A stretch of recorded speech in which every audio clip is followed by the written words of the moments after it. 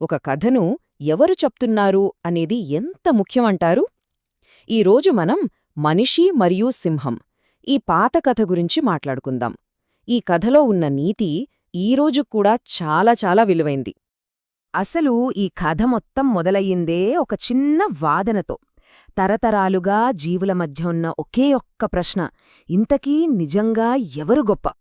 సరే, ఇక కథలోకి వెళ్దాం. ఊహించుకోండి, ఒక పెద్ద అడవి. అందులో ఒక మనిషి, ఒక సింహం. ఇద్దరూ కలిసి నడుచుకుంటూ వెళ్తున్నారు. మొదట్లో అంతా బాగానే ఉంది. కాని కాసేపటికే వాళ్ల మధ్య ఒక వాదన మొదలైంది. వాళ్ల గొడవకు కారణం చాలా సింపుల్: ఎవరి జాతి గొప్ప అని. మనిషేమో బలంలో, తెలివిలో మా మనుషులే తోపు అంటాడు. సింహమేమో అదేం కాదు, మేమే గ్రేట్ అని వాదిస్తోంది. ఇద్దరూ తమ పంతం నెగ్గించుకోవాలని చూస్తున్నారన్నమాట. ఇలా ఒకరితో ఒకరు వాదించుకుంటూనే ముందుకు వెళ్తున్నారు. అంతలో అడవి మధ్యలో ఒకచోట ఉన్నట్టుండి ఆగిపోయారు. ఎందుకంటే వాళ్ల కళ్ల ముందు ఏదో కనిపించింది. అచ్చం వాళ్ల వాదనకు సమాధానం దొరికినట్టే అనిపించింది. అక్కడ వాళ్లకు కనిపించింది ఒక పెద్ద రాతి విగ్రహం. దాన్ని చూస్తే గ్రీకు వీరుడు హెర్క్యులిస్ ఒక సింహం దవడల్ని చీల్చేస్తున్నట్టుగా చెక్కారు.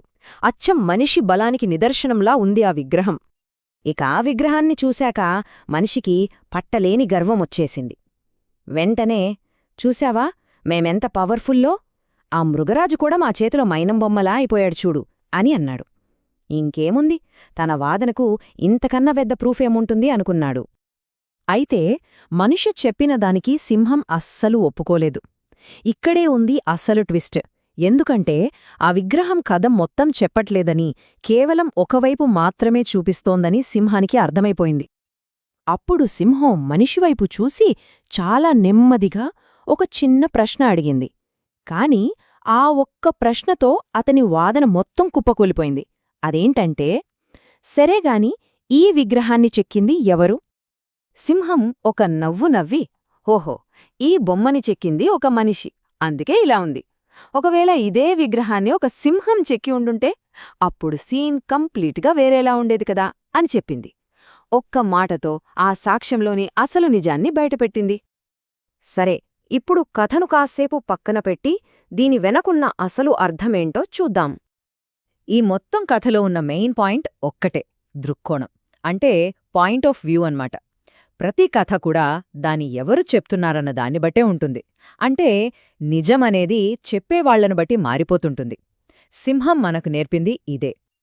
అయితే ఈ కథ నుంచి మనం నేర్చుకోవాల్సిన విషయాలేంటి? 1.